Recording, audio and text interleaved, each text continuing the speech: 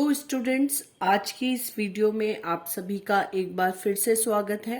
और आज हम करेंगे स्टैंडर्ड डेविएशन इन कॉन्टिन्यूअस सीरीज।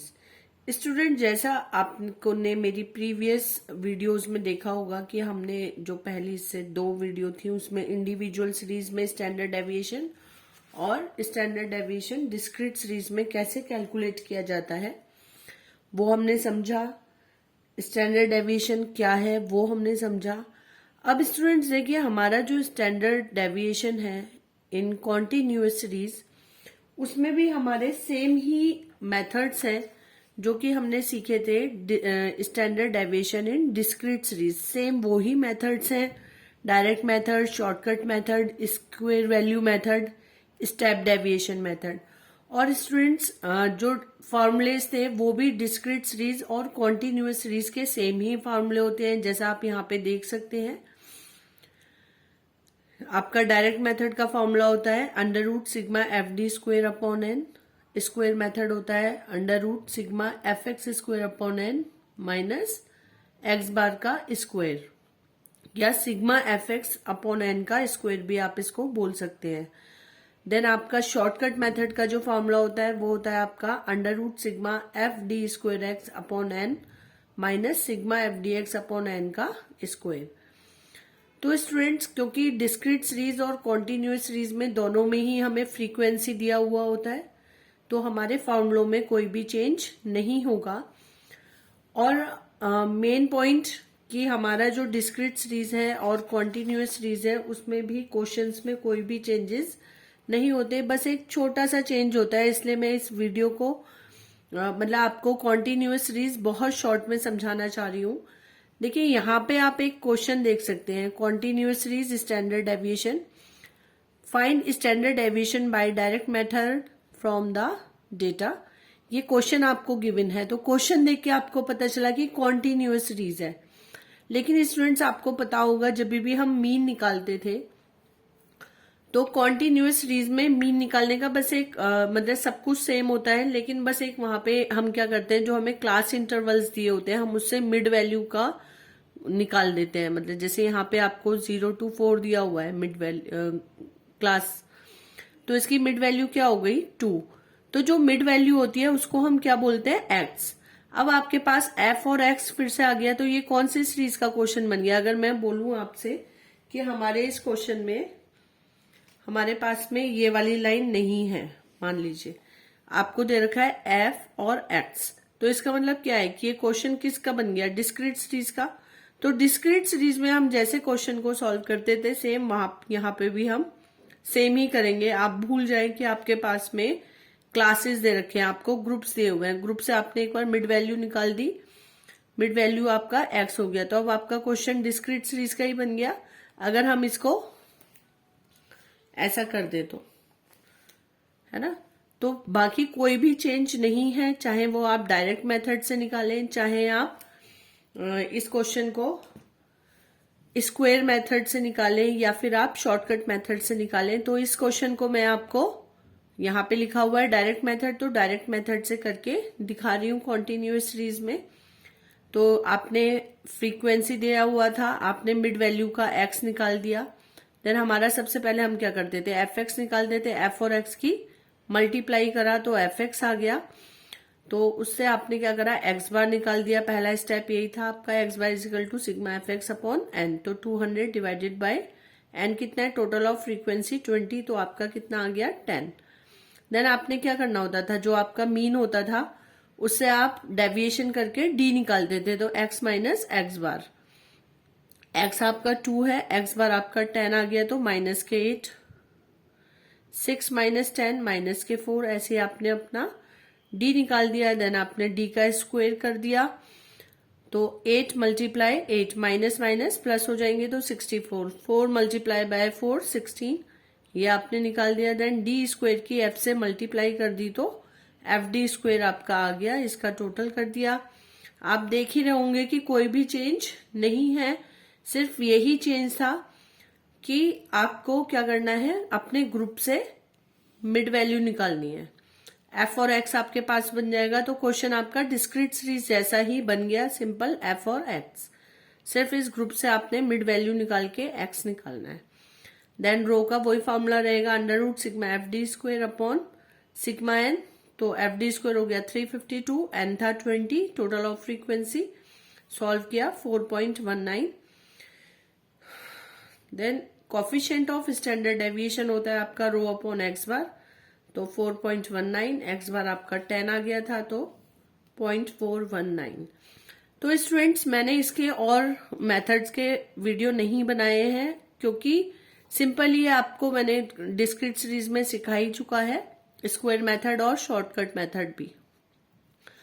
अब आपको इस वाले सेम क्वेश्चन से शॉर्टकट मेथड और स्क्वायर मेथड को अपने आप अपने घर में करके देखना है, जिससे आपकी प्रैक्टिस भी हो जाए और आपको पता भी चले कि आपकी को आ रहा है या नहीं आ रहा है। और हमारे पास बहुत ज्यादा टाइम भी नहीं है क्योंकि एग्जाम आपके आ रहे हैं, सारे टॉपिक कवर करने हैं।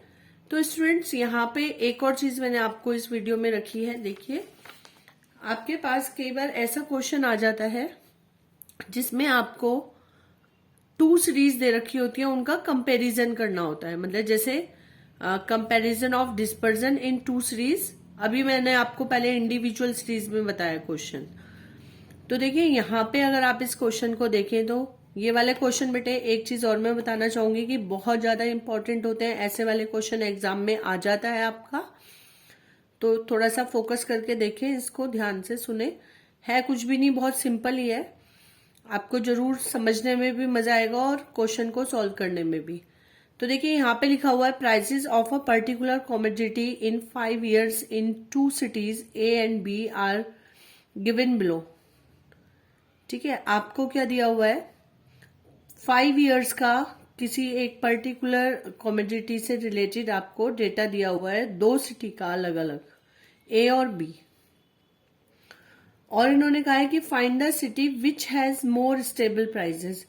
वो वाली सिटी निकालिए जहां के प्राइजेस ज्यादा स्टेबल रहते हैं, मतलब बार बार चेंजेस नहीं होते या ज्यादा चेंजेस नहीं होते। तो सिटी ए दिया हुआ है और सिटी बी दिया हुआ है। किसी एक सामान का ये 5 साल का प्राइस दिया हुआ है। मान लीजिए शुगर का प्राइस दे रखा है, तो पहले 20 था, एक साल में 22 हुआ, फिर घट के 19 हो गया था, फिर 23 हो गया, फिर 16 हो गया। तो आपका सिटी ए का ये था। सिटी बी में क्या हुआ, 10 था, इंक्रीज होके 20 हो गया, फिर डिक्रीज होके 18, फिर और डिक्रीज हुआ 12, देन इंक्रीज होके 15 हो गया।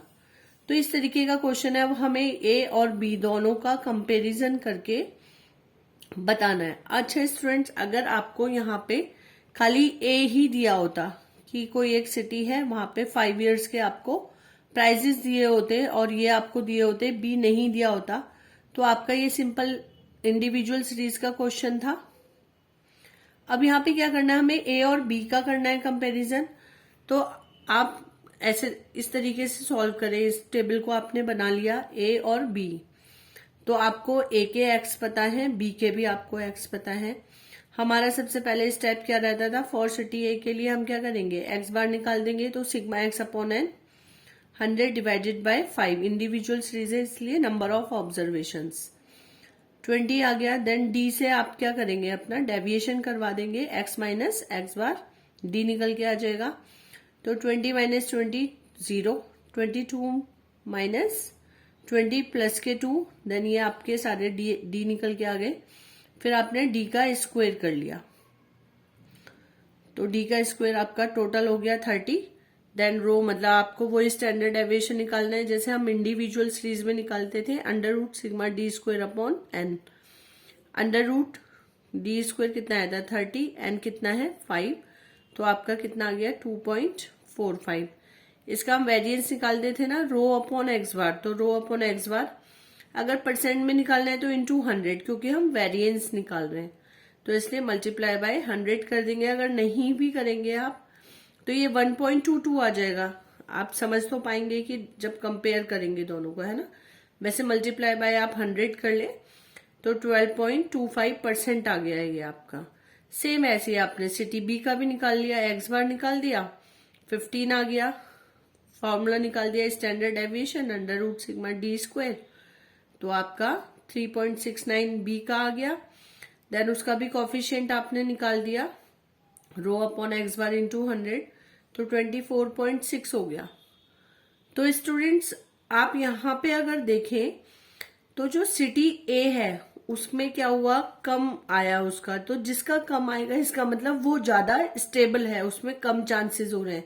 जिसका ज्यादा परसेंट आया इसका मतलब उसमें ज्यादा चेंजेस हो रहे हैं। तो हम यहाँ पे आंसर में लिखेंगे hence city A has more stable prices, मतलब सिटी ए के जो प्राइजेस हैं उसमें कम चेंजेस आ रहे हैं। ठीक है स्टूडेंट, ये वाले क्वेश्चन आ जाते हैं। सेम ऐसे ही हमारा डिस्क्रीट सीरीज में भी हो सकता है क्वेश्चन, वहां पे आपको उनके एक्स और उनकी फ्रीक्वेंसी दिया हुआ होगा। एक क्वेश्चन में आपको ये भी सिखाऊंगी। आपने इस क्वेश्चन को देखा तो ये क्वेश्चन कौन से मेथड का था, ये क्वेश्चन था हमने जो सॉल्व किया डायरेक्ट मेथड से किया। आपने देखा यहाँ क्वेश्चन में कहीं पे भी नहीं लिखा कि कौन सा मेथड यूज करें, तो ये आपके खुद के ऊपर है कि आप डायरेक्ट मेथड से करें, आप स्क्वायर मेथड से कर रहे हैं या शॉर्टकट मेथड से कर रहे हैं। तो यहाँ पे इस क्वेश्चन को मैंने डायरेक्ट मेथड से करा है, आप घर में प्रैक्टिस कर सकते हैं। आप इसको शॉर्टकट मेथड से करके देखें, स्क्वायर मेथड से करके देखें, आंसर आपका सेम ही आएगा। चलिए एक और क्वेश्चन मैं लेती हूँ। अभी जो मैंने आपको सिखाया ये इंडिविजुअल सीरीज का था क्वेश्चन। एक क्वेश्चन और देखते हैं। यहाँ पे मैं आपको कंपैरिजन करके दिखा रही हूँ डिस्क्रिप्शन में 2 सीरीज का। कौन सी सीरीज में, डिस्क्रीट सीरीज में। वेरी मोस्ट इंपॉर्टेंट क्वेश्चन है ये पहले आपका सीसीएस में एग्जाम में आ चुका है ये क्वेश्चन। तो देखिए स्टूडेंट यहाँ पे क्वेश्चन लिखा हुआ है द फॉलोइंग टेबल। सबसे पहले स्टूडेंट्स एक चीज और, आपको क्वेश्चन को समझना होगा कि हमें क्वेश्चन में वो पूछना क्या चाह रहा है, हमें क्या निकालना है। ठीक है, तो देखिए इसमें हमेशा आपको स्टैंडर्ड डेविएशन ही निकालना होता है। यहाँ पे लिखा हुआ है the following table gives goals scored by 2 teams A and B. यहाँ पे 2 टीमों के बारे में इन्होंने बताया है कि 2 टीम थी और उन्होंने कितने गोल स्कोर किए हैं उसके बारे में इन्होंने बताया है in a football season, football match में। Find the team which is more consistent in its performance. Consistent से मतलब है जिसमें कम चेंजेस हैं, तो वो जिसका आंसर कम आएगा इसका मतलब वही वाली टीम ज्यादा स्टेबल है। आपको ये समझना है, ये पूछना क्या चाह रहे हैं। तो स्टूडेंट अगर क्वेश्चन को देखें तो यहाँ पे इन्होंने बता रखा है number of goals scored in a match, ये मैच हुए। Then number of football matches played, team A ने कितने मैच खेले और टीम बी ने कितने मैच खेले। अगर इस क्वेश्चन को भी मैं ये बी टीम नहीं होती तो मैं क्या पढ़ती यहाँ पे कि 27 मैच हुए जिसमें उसने 0 स्कोर करा टीम ए ने। 9 मैचेस ऐसे हुए जिसमें उसने 1 स्कोर किया था। 8 मैच ऐसे थे जिसमें उन्होंने 2 स्कोर किया। 5 मैच ऐसे थे जिसमें उन्होंने 3 स्कोर किया। 4 मैचेस ऐसे थे जिसमें उन्होंने 4 स्कोर किया। लेकिन यहाँ पे ये क्या करना चाह रहे हैं, कंपैरिजन करना चाह रहे हैं टीम ए में और टीम बी में। तो स्टूडेंट्स बिल्कुल सिंपल, ये समझ लीजिए आपको एक्स और एफ दिया हुआ है टीम ए का, सेम टीम बी का भी एक्स और एफ आपको गिवन है। तो आप इसको ये समझ लीजिए कि आपको 2 क्वेश्चंस दिए हुए थे, एक बार टीम ए को लेके करेंगे आप, एक बार टीम बी को लेके करेंगे। तो देखिए फॉर टीम ए यहाँ पे एक्स आपको गिवन है, एफ आपको दिया ही हुआ है। इस क्वेश्चन को मैं स्क्वायर मेथड से कर रही हूं, आपकी मर्जी है आप जिस भी मेथड से करना चाहें। अब तो आपको सारे मेथड मुझे लगता है आ ही गए होंगे, डायरेक्ट मेथड, शॉर्टकट मेथड और स्क्वायर मेथड। मैं यहाँ पे इस क्वेश्चन को स्क्वायर मेथड से कर रही हूँ। एक्स आपको दिया हुआ था और एफ भी दिया हुआ है टीम ए का। क्योंकि यहाँ पे हमें मीन की जरूरत पड़ेगी तो इसलिए हम सबसे पहले एफ और एक्स की मल्टीप्लाई करके एफ एक्स निकाल देंगे। ये हमने दोनों की मल्टीप्लाई कर दिया, देन हमने अपना मीन निकाल दिया x bar is equal to sigma F x upon n. तो ये आपका आ गया 1.06। देन आपको याद होगा कि स्क्वायर मेथड में हमें कोई डेविएशन करवाने की जरूरत नहीं होती, सिंपल हम क्या करते हैं एक्स का स्क्वायर कर देते हैं। तो हमने एक्स का स्क्वायर कर दिया, 0 का 0 रहा, 1 का 1, 2 का 2 से मल्टीप्लाई 4, 3 का 3 से तो 9, 4 का 4 से 16 और फिर एक्स स्क्वायर की एफ से मल्टीप्लाई करके एफ एक्स स्क्वायर कर दिया, क्योंकि डिस्क्रीट या कॉन्टिन्यूअस सीरीज में एफ दिया होता है तो इसलिए एफ एक्स स्क्वायर भी करना पड़ेगा। तो आपने अपना रो का फॉर्मूला लगा दिया, rho is equal to under root sigma F x square upon N minus sigma F x upon N का स्क्वायर। यहाँ पे आप एक्स बार का स्क्वायर भी कर सकते थे, यहाँ पे आप 1.06 का स्क्वायर कर देते डायरेक्ट, क्योंकि आप देख रहे हैं यहाँ पे सेम ही आ गया ना 56 डिवाइडेड बाय 53। तो इसमें आपने वैल्यूज रख दी, सिग्मा एफ एक्स स्क्वायर हो गया 150, एन है आपका total of frequency 53 minus sigma F x था आपका 56 एंड 53 हो गया एन इसका स्क्वायर। जब आप सॉल्व करेंगे तो 1.306 आपका आ जाएगा। देन इसका भी आपने कॉफिशिएंट निकाल दिया, coefficient of variance rho upon X bar होता है ना। यहाँ पे हम ए टीम ले रहे हैं इसलिए मैंने साथ में ए भी लगा दिया है जिससे कंफ्यूजन ना हो। तो आपका ये आ गया आपका कॉफिशिएंट 1.23। अगर परसेंट में निकालेंगे तो मल्टीप्लाई बाय 100 कर देंगे तो 123% हो जाएगा। सेम ऐसे ही स्टूडेंट्स हम टीम बी के लिए कर देंगे। टीम बी में आप देख ही सकते हैं कि आपको एक्स दिए हुए हैं और एफ कितना दिया हुआ है 17, 9, 6, 5 और 3। तो आपने अपना एक्स और एफ लिख लिया। देन इसके बाद सेम प्रोसीजर रहेगा, आपने सबसे पहले एफ एक्स निकाल दिया, इन दोनों का मल्टीप्लाई करके 48 आ गया। तो एक्स बार क्या हो गया sigma F x upon n, 48 divided by 40 1.2। Then आपने स्टूडेंट्स रो निकाल दिया, स्क्वायर मेथड वाला फॉर्मूला लगा रहे हैं, यहाँ पे स्क्वायर मेथड से कर रहे हैं। तो under root sigma F x square upon N minus sigma F x upon N का स्क्वायर। तो ये सॉल्व करने के लिए आपको एक्स स्क्वायर की जरूरत पड़ी, मल्टीप्लाई कर दिया। देन एक्स स्क्वायर की एफ से मल्टीप्लाई करके एफ एक्स स्क्वायर हो गया। ये हो गया आपका 126 बाय 40 माइनस 48 अपॉन 40।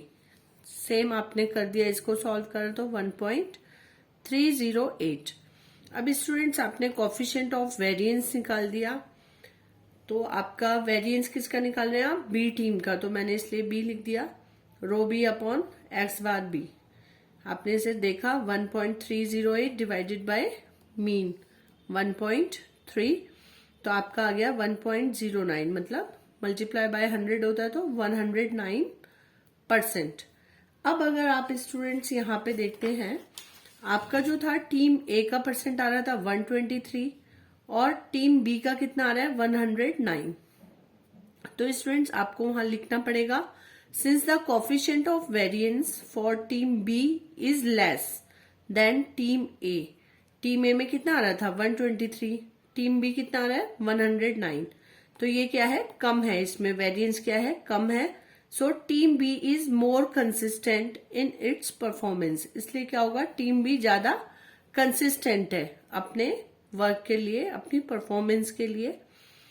तो आपका जो आपको लास्ट में इस तरीके से एक अपनी नरेशन यहाँ पे देनी होगी, जिसका भी कम होगा वही आपका क्या होगा, ज्यादा रिलायबल होगा, कंसिस्टेंट होगा।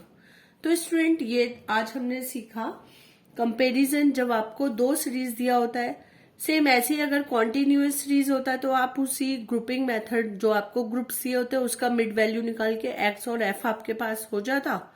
यहाँ पे मान लीजिए ग्रुप्स भी दिए होते तो आप उसका मिड वैल्यू निकाल लेते एक्स और एफ आपको दिए ही होते हैं, तो सेम ऐसे ही क्वेश्चन बन जाता। फिर आप जिस भी मेथड से करना चाहें उस मेथड से कर सकते हैं, अगर कुछ भी लिखकर नहीं आएगा कि कौन से मेथड का यूज करें। तो स्टूडेंट्स मुझे उम्मीद है कि आप देख रहे होंगे वीडियो, और अगर आपको मेरी वीडियो से कुछ हेल्प मिल रही है तो स्टूडेंट्स मैं चाहूंगी मोटिवेशन के लिए कि आप उसको लाइक भी करें। और नेक्स्ट वीडियो में हमारा रहेगा डिस्पर्जन ऑफ स्कीवनेस, और वहां से भी बहुत बार क्वेश्चन आपको एग्जाम में देखने के लिए मिलते ही हैं। चलिए तब तक मिलते नेक्स्ट वीडियो से तक आप लोग प्रैक्टिस करते रहें और कमेंट के थ्रू मुझे जरूर रिप्लाई करें। धन्यवाद।